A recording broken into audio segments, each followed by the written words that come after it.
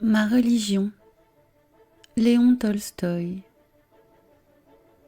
Fischbacher, 1885. J'explique ailleurs dans deux grands ouvrages pourquoi je ne comprenais pas la doctrine de Jésus et comment j'arrivais à la comprendre. Ces ouvrages sont une critique de la théorie dogmatique et une nouvelle traduction des 4 évangiles suivie d'une nouvelle concordance. Dans ces écrits, je tâche de débrouiller méthodiquement, pas à pas, tout ce qui cache la vérité aux hommes. Je traduis à nouveau, verset par verset, les 4 évangiles. Je les confronte et je les réunis en une nouvelle concordance. Ce travail dure depuis 6 ans. Chaque année, chaque mois, je découvre de nouvelles clartés qui corroborent la pensée fondamentale. Je corrige les erreurs qui ont pu se glisser dans mon étude et je mets la dernière main à ce qui est fait. Ma vie, dont le terme n'est plus éloigné, finira sans doute avant que j'aie pu terminer mon œuvre. J'ai la conviction qu'elle rendra de grands services. Aussi ferai-je mon possible pour la mener à bonne fin. Il ne s'agit pas ici de ce travail tout extérieur sur la théologie et les évangiles, mais d'un travail tout intérieur, d'une nature bien différente. Rien de systématique, de méthodique, mais une clarté soudaine me fit apparaître la vraie doctrine évangélique dans toute sa simple beauté. Ce fut quelque chose de semblable à ce qui arriverait à un homme qui chercherait en vain, d'après un dessin erroné, à restaurer une statue avec un tas de petits morceaux de marbre et qui soudain devinerait, d'après un des plus grands morceaux, qu'il s'agit d'une toute autre statue. Il se mettrait alors à en recomposer une nouvelle et au lieu du désaccord primitif, il trouverait, en suivant les sinuosités de chaque débris, comment ces morceaux se raccordent entre eux pour former un tout. C'est exactement ce qui m'arriva et c'est ce que je veux raconter.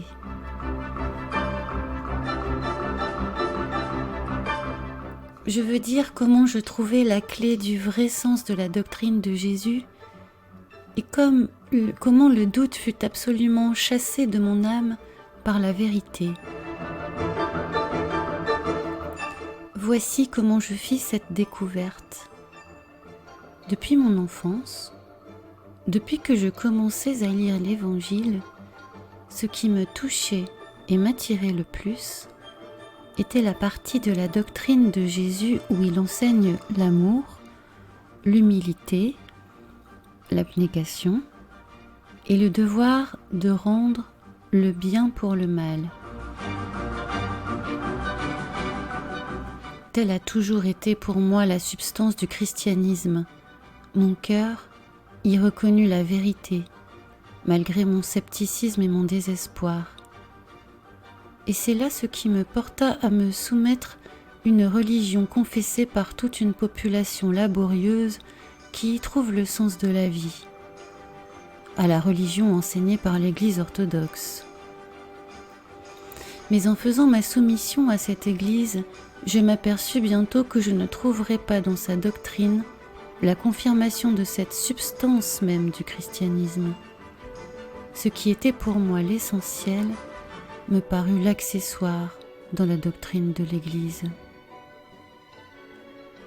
Ce qui était pour moi le plus important dans l'enseignement de Jésus ne l'était pas pour l'Église.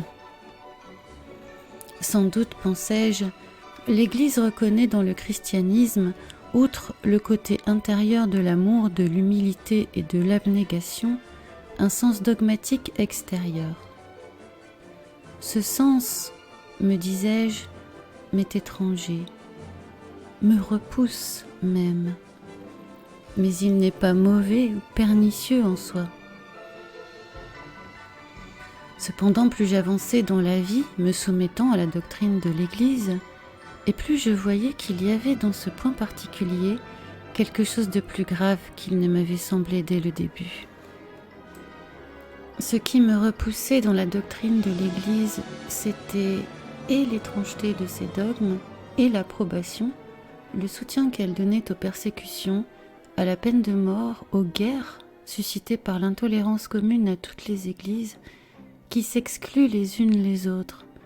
Mais ce qui ébranla principalement ma confiance en elle fut son indifférence pour ce qui me paraissait essentiel dans l'enseignement de Jésus, et sa partialité pour ce qui me paraissait secondaire. Je sentais qu'il y avait là quelque chose de faux, mais il m'était impossible de découvrir ce qui était faux, surtout parce que la doctrine de l'Église ne niait pas ce qui me semblait essentiel dans la doctrine de Jésus. Elle le reconnaissait en plein, mais l'arrangeait de façon à ne pas lui accorder la première place. Je ne pouvais pas accuser l'Église de nier l'essence de la doctrine de Jésus, mais elle la reconnaissait d'une façon qui ne me satisfaisait pas. L'Église ne me donnait pas ce que j'attendais d'elle. J'avais passé du nihilisme à l'église, uniquement parce que je sentais l'impossibilité de vivre sans religion, c'est-à-dire sans la science de ce qui est bien et mal, en dehors de mes instincts animaux. J'espérais trouver cette science dans le christianisme, mais le christianisme tel qu'il m'apparut alors n'était qu'une certaine disposition d'âme, très vague, de laquelle il était impossible de déduire des règles claires et obligatoires pour se guider dans la vie. C'était ce que je cherchais, et c'est à l'Église que je le demandais. Mais l'Église m'offrait des règles où je ne trouvais guère la pratique de la vie chrétienne qui m'était si chère. Elle m'en éloignait plutôt. Je ne pouvais pas me faire disciple de l'Église. Ce qui m'était cher et indispensable, c'était une existence basée sur la vérité chrétienne, et l'Église m'offrait des règles complètement étrangères à cette vérité que j'aimais. Les règles de l'Église touchant les articles de foi, les dogmes, l'observance des sacrements, des carêmes, des prières, ne m'étaient pas nécessaires et je n'y voyais pas les règles basées sur la vérité chrétienne. Il y a plus, les règles de l'Église affaiblissaient, anéantissaient souvent cette disposition chrétienne de mon âme qui seule donnait un sens à ma vie. Ce qui me troublait le plus, c'est que toutes les misères de l'humanité, l'habitude de se juger les uns les autres, de juger les nations et les religions, les guerres et les massacres qui en étaient la conséquence, tout cela se faisait avec l'approbation de l'Église. La doctrine de Jésus qui dit « Ne jugez pas, soyez humbles, pardonnez les offenses, résignez-vous, aimez » était préconisée par l'Église en parole, mais en même temps l'Église approuvait ce qui était incompatible avec cette doctrine. Était-il possible que la doctrine de Jésus admît nécessairement une pareille contradiction ? Je ne pouvais le croire. En outre, ce qui me paraissait toujours étonnant, c'est que tout ce que je connaissais de l'Église, les passages sur lesquels elle basait l'affirmation de ses dogmes, étaient les passages les moins clairs. Au contraire, les passages d'où découlaient les lois morales étaient les plus clairs, les plus précis. Et pourtant, les dogmes et les devoirs du chrétien, selon ces dogmes, étaient précisés d'une façon formelle par l'Église, tandis que la recommandation d'obéir à la loi morale était faite dans les termes les plus vagues et les plus mystiques. Était-ce là ce qu'avait voulu Jésus ? Les évangiles seuls pouvaient dissiper mes doutes.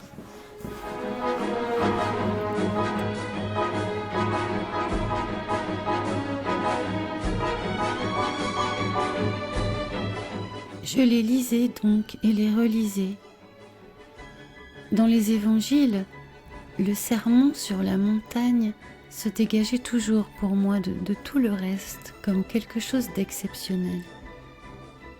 Aussi, c'est que ce que je lisais le plus souvent. Nulle part Jésus ne parle avec autant de solennité. Nulle part il ne donne des règles morales plus claires, plus accessibles, qui trouvent plus d'écho dans le cœur de chacun. Nulle part il ne s'adresse à une foule plus grande de gens du peuple. S'il existait des principes chrétiens clairs et précis, c'est ici qu'ils devaient être formulés. Je cherchais donc la solution de mes doutes dans les 3 chapitres de Matthieu, 5, 6 et 7, dans le sermon sur la montagne.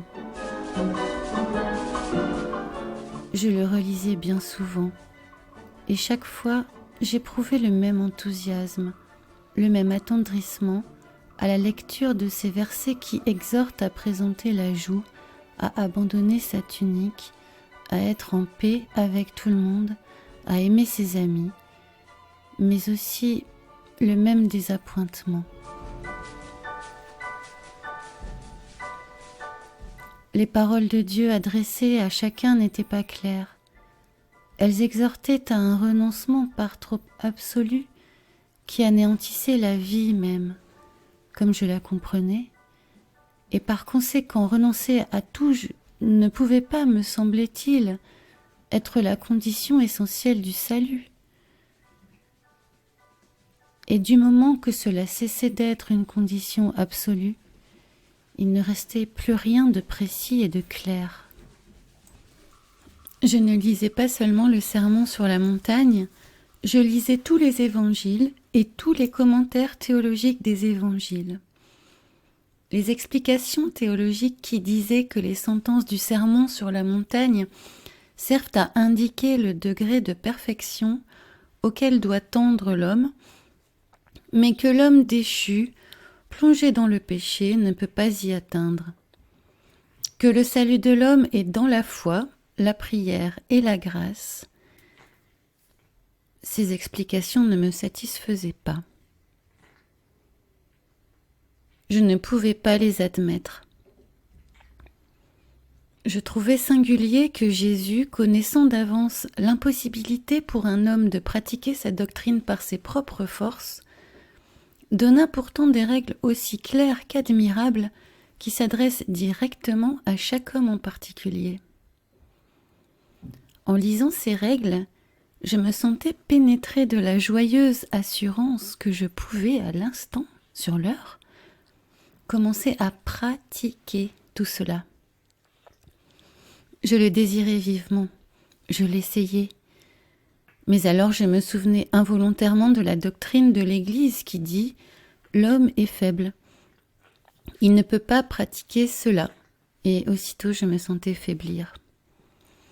On me répétait « il faut croire et prier ». Mais je sentais ma foi chancelante, ce qui m'empêchait de prier. On me disait « il faut prier parce que Dieu donne la foi ». Cette foi qui provoque la prière, qui donne la foi, qui provoque la prière, et ainsi de suite indéfiniment.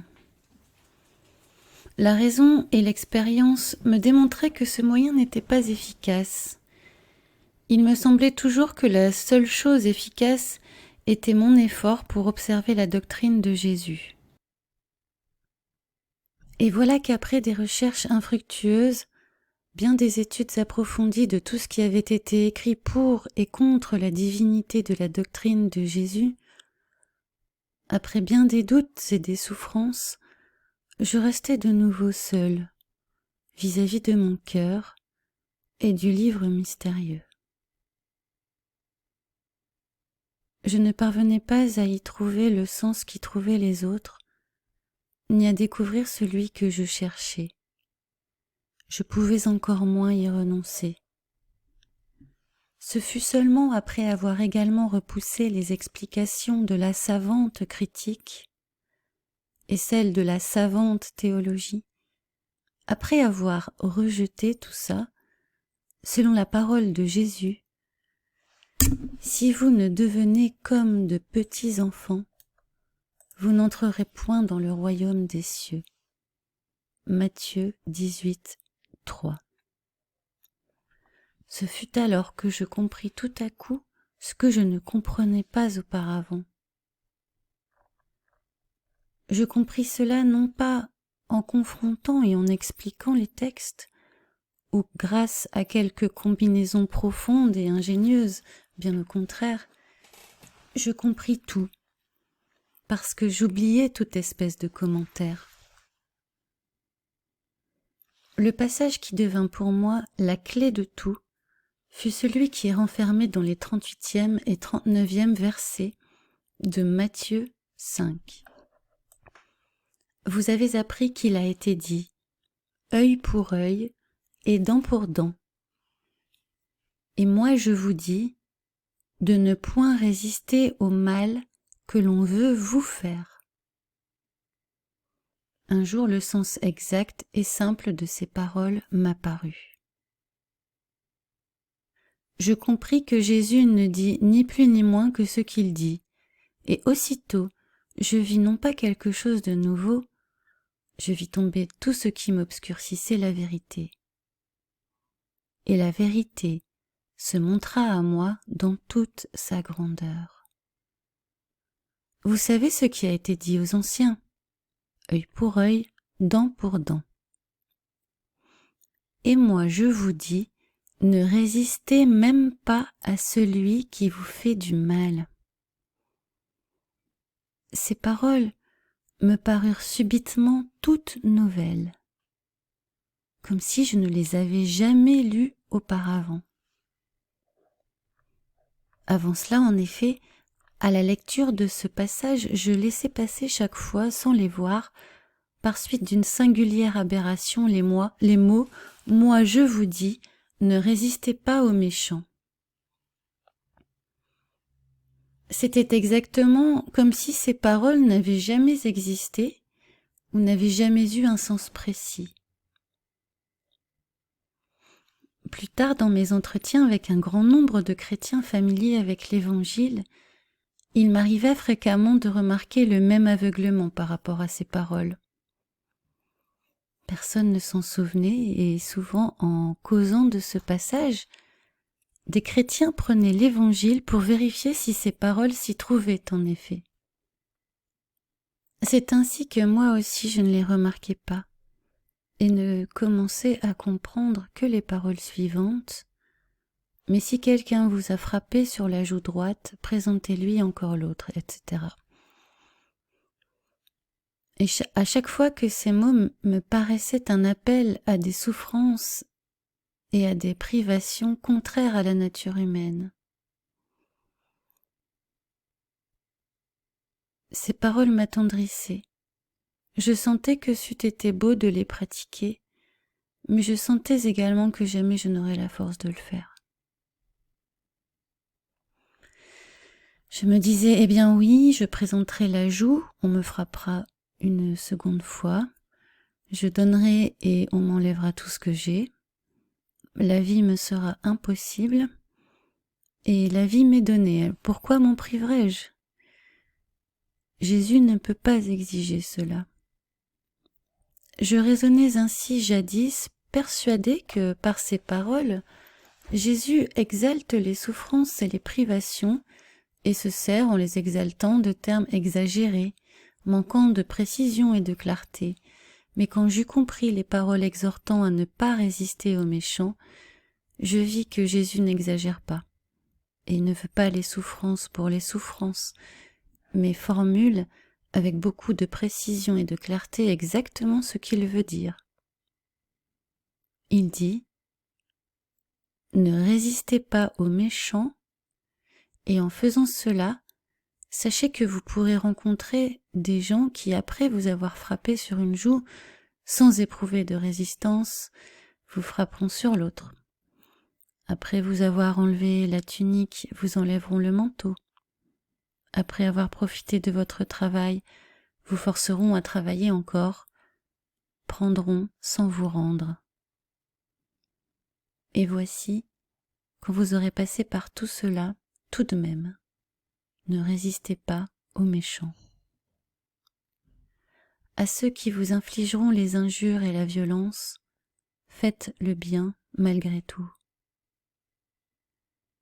Et quand j'eus compris ces mots tels qu'ils sont dits, aussitôt tout ce qui était obscur devint clair, et ce qui semblait exagéré devint parfaitement raisonnable.